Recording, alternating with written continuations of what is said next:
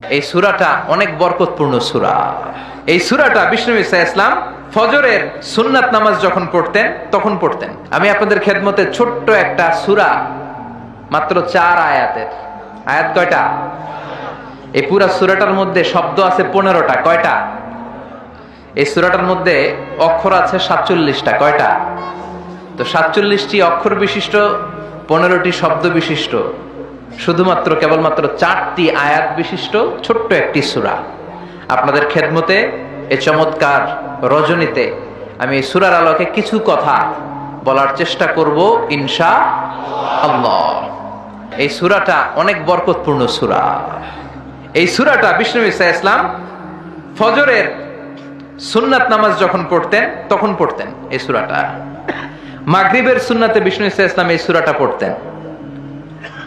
আবার যারা হজ উমরা করেছেন, তাওয়াফের পরে 2 রাকাত নামাজ পড়া সুন্নাহ, ওই 2 রাকাত নামাজের দ্বিতীয় রাকাতে বিশ্বনবী এই সূরাটা পড়তেন। তাওয়াফের পরে 2 রাকাত পড়তে হয়, এই 2 রাকাত সালাতের দ্বিতীয় রাকাতে বিশ্বনবী এই সূরাতুল ইখলাস পড়তেন। সুবহানাল্লাহ পড়ুন। আবার বিতিরের সালাতের শেষের রাকাতে পড়তেন। আল্লাহু আকবার। তাহলে আমরা পেলাম ফজরের 2 রাকাত সুন্নতে বিশ্বনবী সূরাতুল ইখলাস পড়তেন, মাগরিবের 2 রাকাত সুন্নতে বিশ্বনবী সূরাতুল ইখলাস পড়তেন, তাওয়াফের পরে যে 2 রাকাত নামাজ পড়তে হয় তার দ্বিতীয় রাকাতে সূরাতুল ইখলাস পড়তেন।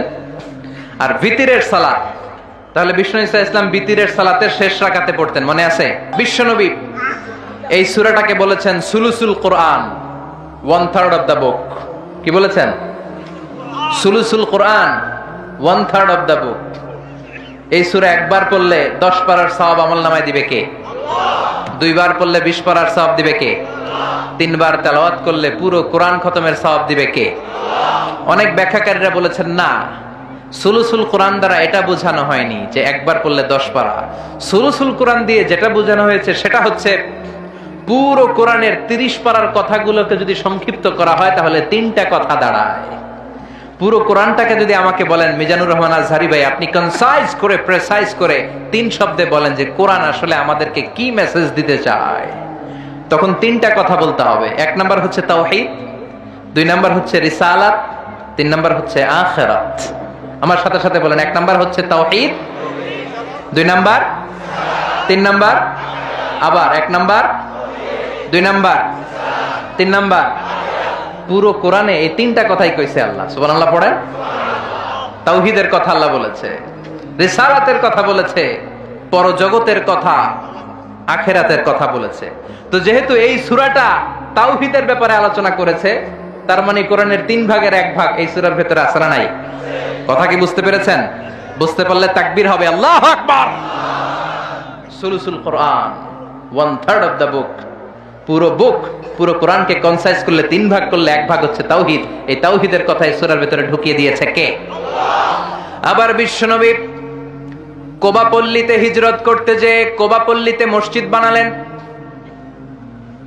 কোবা পল্লী থেকে মদিনাতে যে মসজিদে নববী বানালেন, কিন্তু কোবা পল্লীর মসজিদের একজন ইমাম নির্ধারণ করে দেয়া দরকার।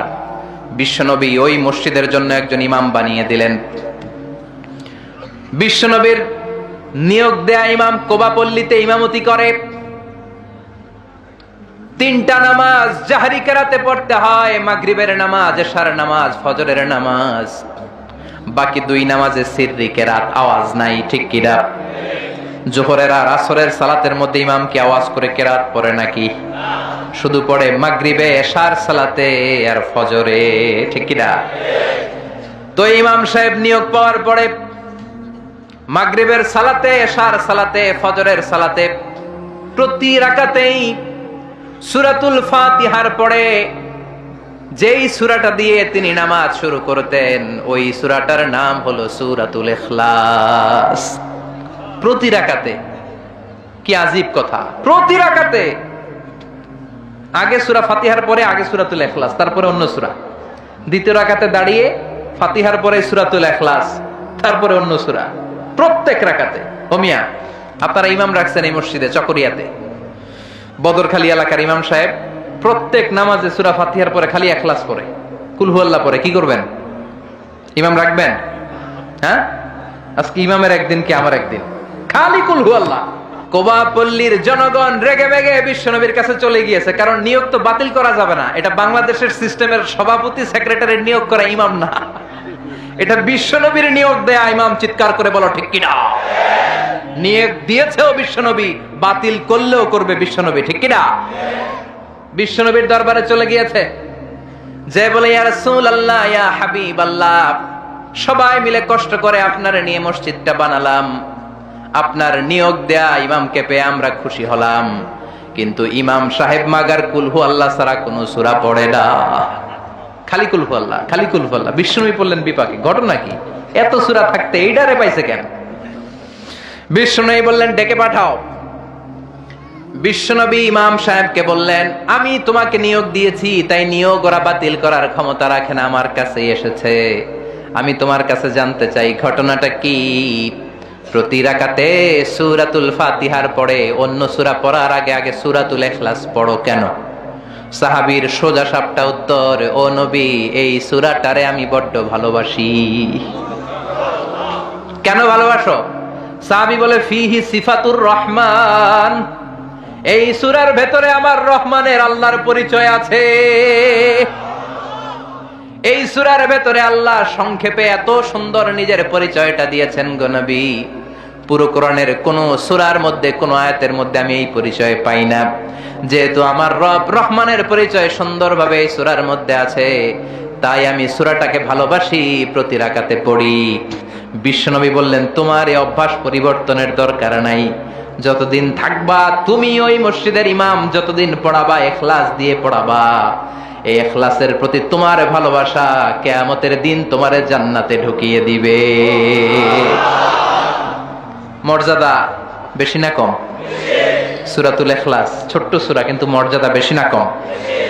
নবম হিজরি বিশ্বনবী চলে গেলেন তাবুকের ময়দানে। বিশ্বনবী স্বয়ং নিজে ব্যাটল ফিল্ডে তলোয়ার নিয়ে লিল্লাহি তাকবীর, আল্লাহু আকবার বলে যে ময়দানে, যুদ্ধের ময়দানগুলোতে নিজে লিড দিয়েছেন, এটাকে বলে গাজওয়া। আর যেটাতে নিজে যেতে পারেন নাই, উনার সেনাবাহিনী, মিলিটারি আর ব্যাটালিয়ন পাঠিয়েছেন, ওটাকে বলে সারিয়া। এই তাবুক ছিল গাজওয়া মিন গাজওয়াতির রাসূল। তাবুকের ময়দানে গেলেন, বিশ্বনবী আসছে শুইনা তাবুকের ময়দান থেকে সব কাফেরের আন্ডা বাচ্চা দৌড়। সুবহানাল্লাহ কইবেন না? বিশ্বনবী বলতেন, নুসিরতু বির-রু'বি মাসিরাতা শাহর, আল্লাহ আমারে 5টা জিনিস দিয়েছে যেটা কোন নবীরে দেয় নাই। 5টা কইতে গেলে আজকের ওয়াজ শেষ, শুধু একটা একটু বলি। 1 নাম্বার হচ্ছে নুসিরতু বির-রু'বি মাসিরাতা শাহর, আমি যে এলাকায় থাকি, আমি যেখানে দাঁড়িয়ে থাকি, আমার ডানে বায়ে সামনে পেছনে 1 মাসের জায়গার রাস্তার মধ্যে যদি কোনো কাফেরের আন্ডা বাচ্চা থাকে, আমার ভয়ে তাদের কলিজা ধপ ধপ ধপ ধপ শুরু হয়ে যায়। বিশ্বনবী সেনাবাহিনী নিয়ে অ্যাটাক করেছেন তাবুকের ময়দানে, বিশ্বনবীর নাম শুনে সব দৌড়, আইজো দৌড় কাইলো দৌড়। বিশ্বনবী আল্লাহর শুকরিয়া করলেন, যুদ্ধ ছাড়াই বিজয়, না চাই মেঘ, না চাইতে বৃষ্টি। সুবহানাল্লাহ পড়েন। বিশ্বনবীর আর যুদ্ধ করা হলো না, তাবুকের ময়দানে দাঁড়িয়ে আছেন। হঠাৎ দেখেন সূর্যের আলো কমতে শুরু করেছে। ঘটনা কি?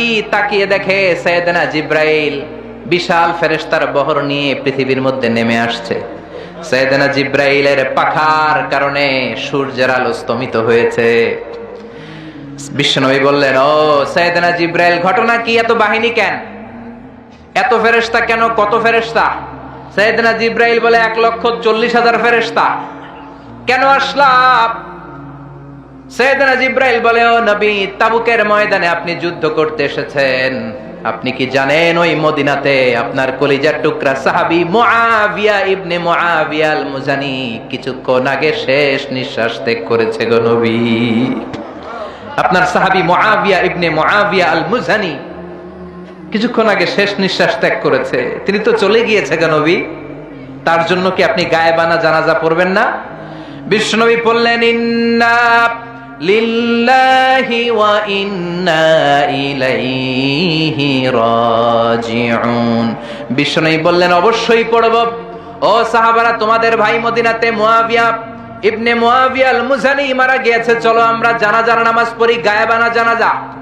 গায়েবানা জানাজা হলো মাইয়াত সামনে নাই, লাশ সামনে নাই, কফিন বক্স সামনে নাই, সবাই আমরা দাঁড়িয়ে 4টা তাকবীর দিয়ে নামাজ পড়বো, তার জন্য দোয়া করব, এটাও শরীয়তে জায়েজ করে দিয়েছে কে? বিশ্বনবী 4টা তাকবীর দিয়ে জানাজার নামাজ পড়তে দাঁড়ালেন, আর দেখলেন বিশ্বনবী পিছনে তাকিয়ে দেখলেন সাইয়েদনা জিব্রাইল 1,40,000 ফেরেশতাদের কাতার বানাচ্ছে। 2 কাতার ফেরেশতাদের, প্রথম কাতারে 70,000, দ্বিতীয় কাতারে আরো 70,000, 1,40,000 ফেরেশতা, সাহাবাদের পেছনেও কাতার। বিশ্বনবী অবাক, ঘটনা কি? আমার কোন সাহাবার গায়েবানা জানা যায় তো এত ফেরেশতা আসে না। 4টা তাকবীর দিয়ে জানাজা পড়িয়ে বিশ্বনবী বললেন, ও জিব্রাইল, জানাজার সালাত তো শেষ হলো, ঘটনা কি? কি কারণে 1,40,000 ফেরেশতার বহর নিয়ে মুয়াবিয়ার গায়েবানা জানাজাতে শরীক হলো রে জিব্রাইল? কি এমন আমল করেছে আমার প্রিয় সাহাবী মুয়াবিয়া? কি তার আমল ছিল? কি ছিল তার গোপন আমল? আমার একটু বলো। কেন তোমরা আসলা? কোন আমল তাকে আল্লাহর আরশের উপরে তুলে নিয়েছে? আল্লাহর আরশে তার খবর চলে গিয়েছে কোন আমলের কারণে? সাইয়েদনা জিব্রাইল বলে, নবী গো, আপনার এই প্রাণের সাহাবী মুয়াবিয়া ইবনে মুয়াবিয়া আল মুজানি হাঁটতে বসতে চলতে ফিরতে সব সময় পড়তো কুল হুয়াল্লাহু আহাদ, আল্লাহুস সামাদ, লাম ইয়ালিদ ওয়া লাম ইউলাদ ওয়া লাম ইয়াকুল লাহু কুফুয়ান আহাদ। পড়েন আল্লাহু আকবার। 1,40,000 ফেরেশতা নিয়ে মুয়াবিয়ার জানাজাতে শরীক হওয়ার কারণ, মাশিয়ান আও কাইমান আও কাইদান আও জালিসান, হাঁটতে বসতে উঠতে চলতে সব সময় এ সাহাবীর আমল ছিল কুল হুয়াল্লাহু আহাদ, আল্লাহুস সামাদ, লাম ইয়ালিদ ওয়া লাম ইউলাদ ওয়া লাম ইয়াকুল লাহু। তো এই আমলটা আমাদেরও থাকার দরকার আছে না নাই?